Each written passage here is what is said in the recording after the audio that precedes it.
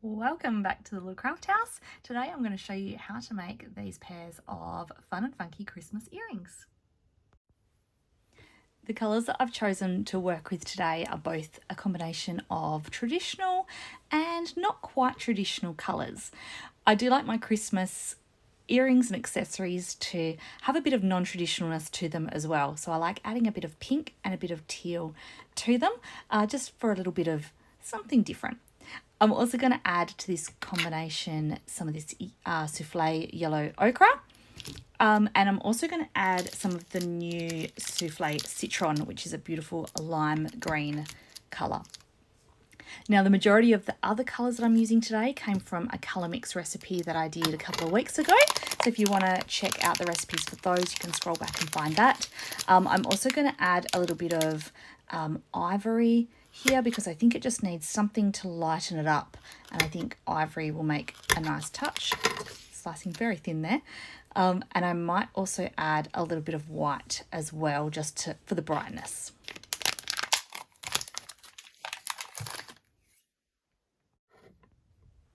Okay, so this is my colour palette for today. I'm hoping this is enough colours. If not, I might have to add some more afterwards. So I'm going to go through and condition each of these up, make them nice and soft and more workable, because at the moment some of them have just been chopped straight off the block, so they are a little bit tougher to work with. I'm just going to condition them all up and then we can go on with the next step.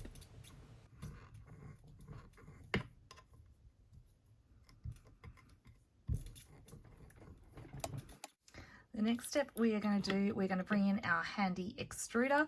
This is my all-time favourite tool and I haven't used it in a while, so I thought it was about time I cracked it out again. So I'm going to pop that to the side and I'm going to find the disc that is the triangle. So it looks like all my discs need a little clean in here. There it is. So it's only a small one, but we're going to use this triangle one today. So the pattern that we're going to work on today is one that I've done similar before. So I've done it using the square disc, but today we're going to use the triangle disc. I've seen others use a triangle before and it looks really cool. So I thought today would be the perfect opportunity to try it. So I am going to give my extruder a little bit of a clean out because we're going to start with the white first. Something that I usually forget to do is use the lighter colours first. So we are going to work our way through. I'm just giving it a clean out with an alcohol wipe just on the inside here. Looks like the outside needs a clean too.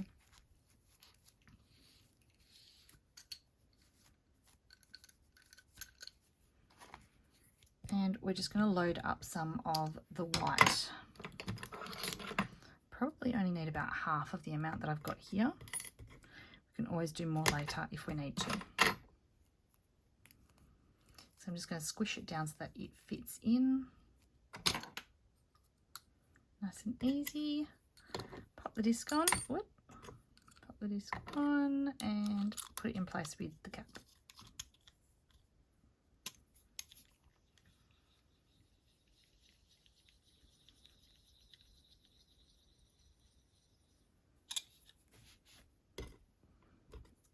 Move these colours out of the way so we've got some room to work. As you can see, it started coming through already in that triangular pattern, and we're just going to go slowly so that we don't distort it too much. Oh no, it's still going to spin around. That's okay, we'll straighten him out in a second.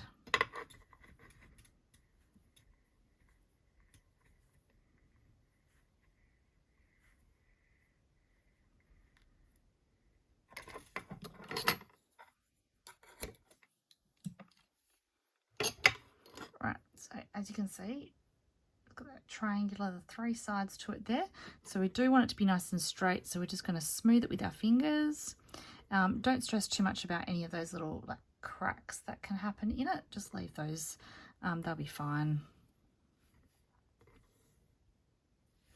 So I'm going to go ahead and do this with each of the colours, and then we're going to straighten them all out, and then we can start loading them, piling them on top of each other and building up our colours.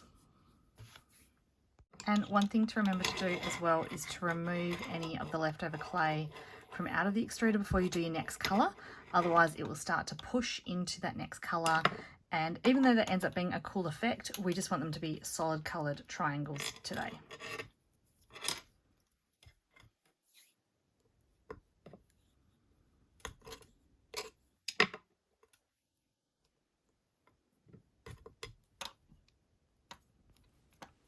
So definitely time for me to put this into time-lapse mode. This whole process of extruding each one of these colours took me well over half an hour to do. I think it's mainly because of the cleaning out in between. If I was just to whack each colour in on top of each other, it would have been a lot quicker. But as I say, I do want the colours to be solid today without another colour pushing through. So I just did this in fast time for you, just to see me doing the majority of the colours. I also gave up on straightening them in between each one and just decided that I would straighten them all up at the end, as it was going to take up too much space on the bench to do it as I went along. Okay, so here I am straightening them all up. I'm really just running my fingers along each side, just trying to just straighten those bases out and keep the top part pointed as well. Smoothing it out like this also helps with any of those little micro cracks. Sometimes it can just help to smooth those out, and so then they're not as noticeable. In this project that we're doing today, they're not going to be noticeable anyway, but if you were to be using them just as they were, yeah, this part does help it by just smoothing them out. Right, so I really wish that I'd done a little bit more of that ivory colour. I suppose I can always extrude a little bit more of that afterwards.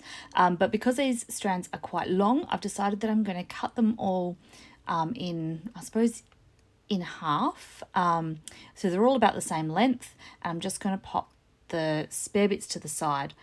As I mentioned before, I might need a few extra colours, so I'll be able to pull these ones over. And it also just means that it's just easier to work with if they're all the same length.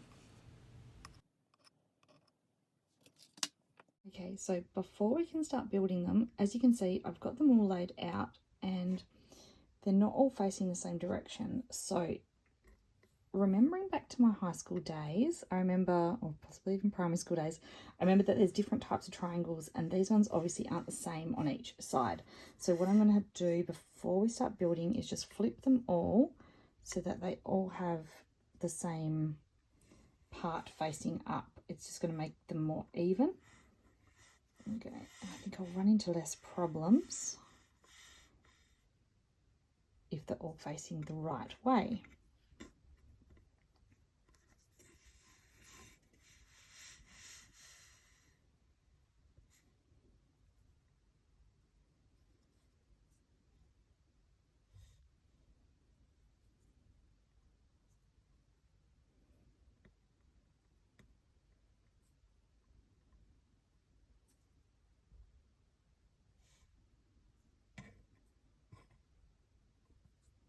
It's going to be pink on the end of him.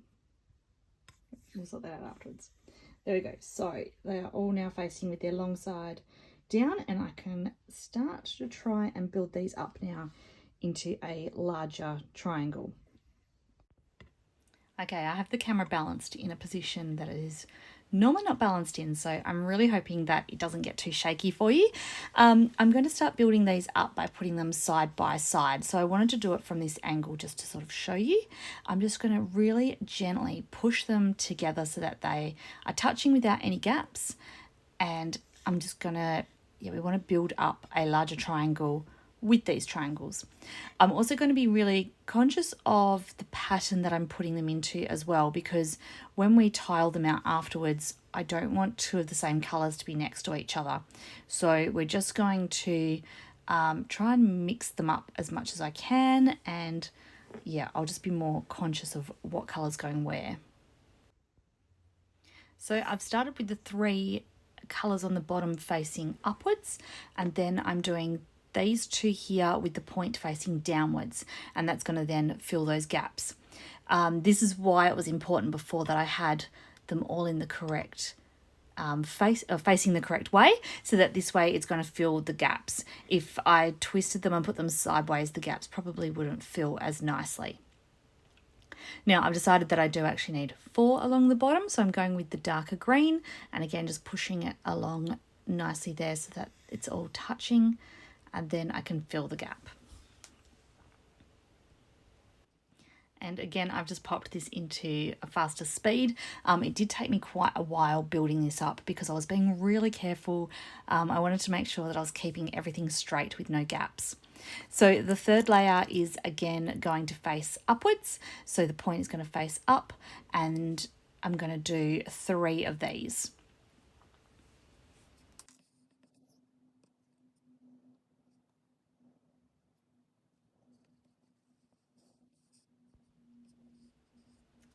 And then I'm going to do 2 upside down.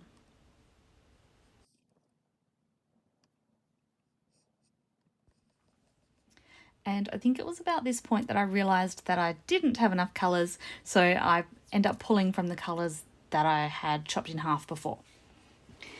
So again, I'm just making sure that the colors that I'm putting in are not going to be touching each other when I then tile them later. So I'm just trying to make sure that the same colors aren't on the external.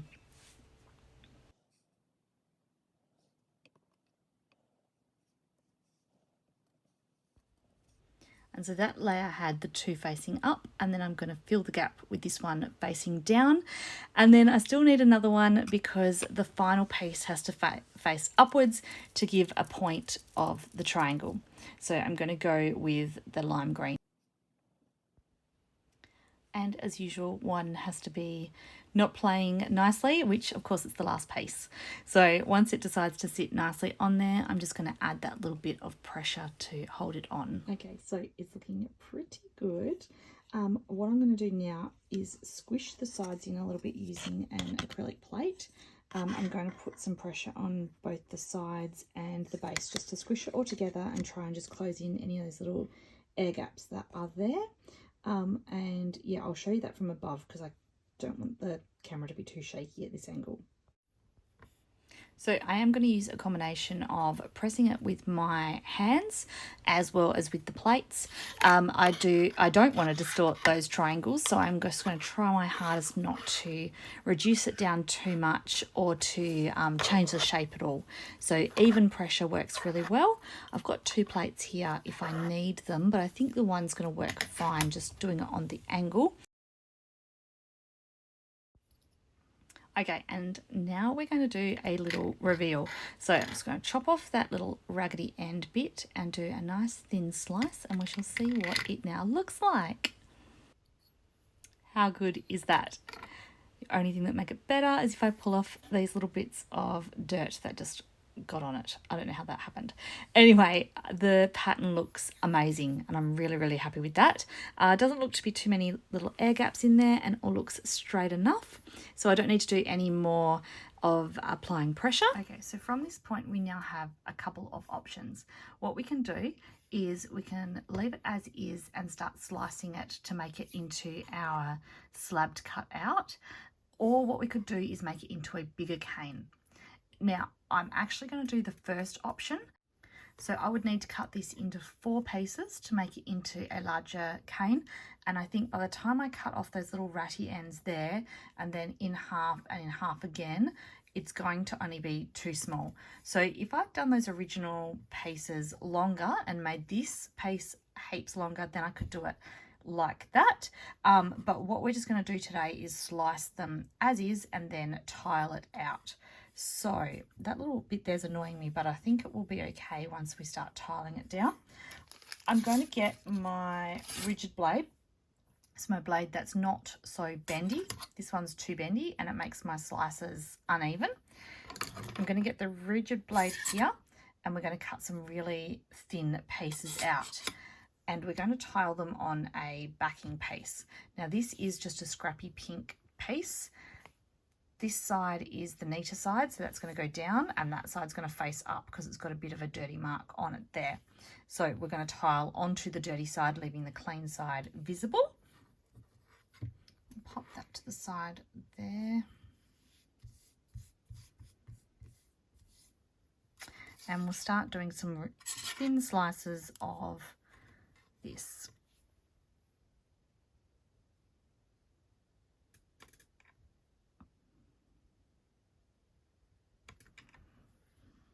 They're a bit chunky.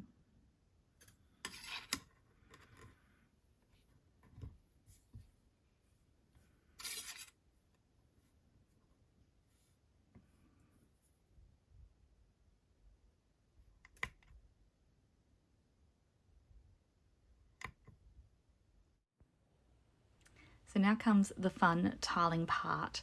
So I need to make sure that I'm doing it symmetrically. So each time I'm putting the teal corner to the same side and always with that lime green point at the top. And then what I'll do is fill that gap in the middle with a piece going downwards. And again, having the teal corner facing the same direction each time as well. So I think I will fill about half of this base piece up. We're only going to work on a small slab today, and it'll leave me some leftovers to do another project that I've got in mind. So I didn't have to use a base piece behind this pattern. I could have just tiled them alongside of each other, and then as I rolled it down, it would have held itself together. However, I do like to have a base piece when I'm doing this sort of a cane with little tiny pieces. I just find that it gives it a little bit more stability and just makes it a little bit more, gives me more peace of mind that my pieces are going to stay together nicely. Okay, so the last step is just to fill some of those gaps. I probably won't cut my pieces out too close to the edge anyway, but I do just want to fill those gaps so that I can use as much as I possibly can. And I'll just cut that top piece off. There we go. I'm going to grab a bit of baking paper here and just pop it on the top. That will help to hold the pieces in place as I give a gentle roll over the top. So the idea of this roll isn't to squish it down too much, but it is just enough to apply a bit of pressure to close any gaps and just make sure that that clay is well touching each other and that it is going to just to help it hold together. Another advantage of the baking paper is that it stops any colour transfer, especially between the reds and the whites, as the colour isn't getting onto the roller to then pass on to the next colour. Now, how good does that look? Right, so we're up to the cutting out stage. I decided to use that little top part of the pink because I'm going to use that for some toppers, and I'm going to definitely use a Christmas tree cutter today as this is my Christmas inspired slab. So I thought Christmas tree would be perfect, and I probably have some acrylic stars that I'll use to top this, but the other shape I'm going to use, I will use that pink for some circle toppers for that one.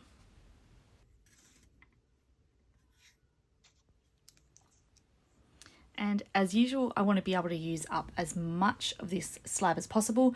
I want to have very little wastage. So I am struggling a little bit here to work out how I'm going to get this shape on and be able to get two of them out of it and not waste any clay.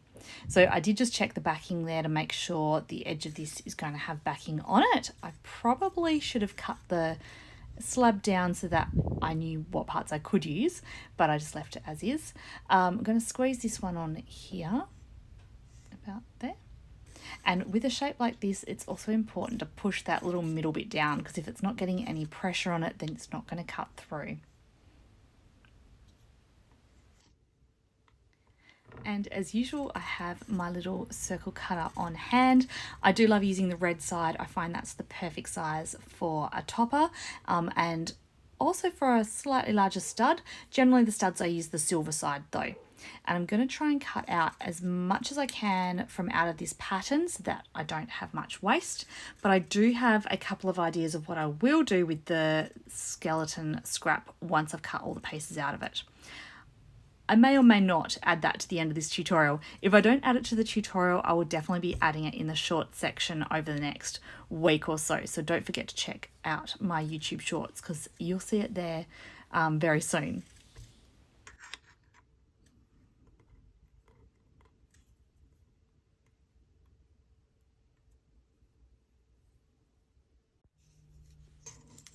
Right, so back with the Flexi Blade.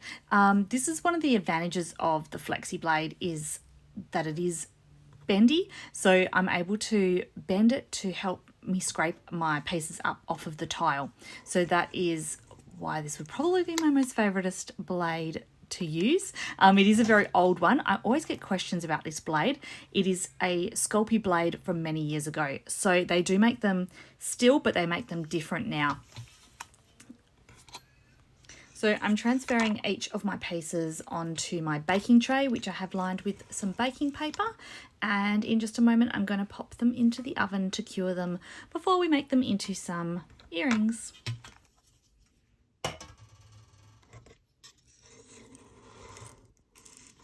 And I think one of my most favouriteest things about these earrings is that they're going to have that pop of pink on the back. I really do just love that. I think it's going to add a really nice touch.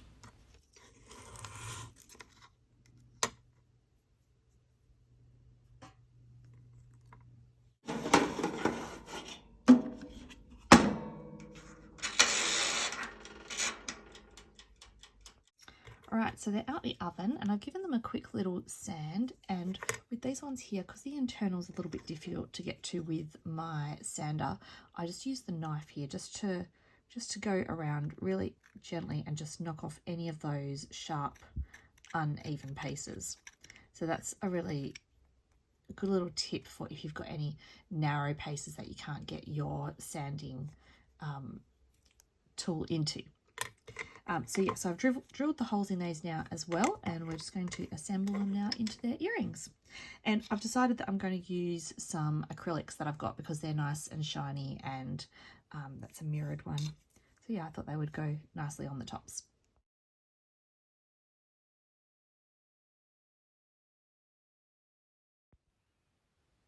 And there we go.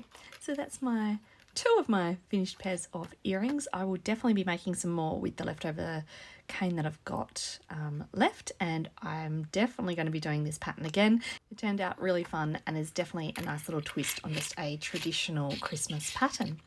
So I hope you guys have enjoyed watching me make this, and hopefully you'll give it a go as well. Please tag me if you do, as I always love seeing what you guys create. So thanks for joining me, and I will see you again next time. Bye!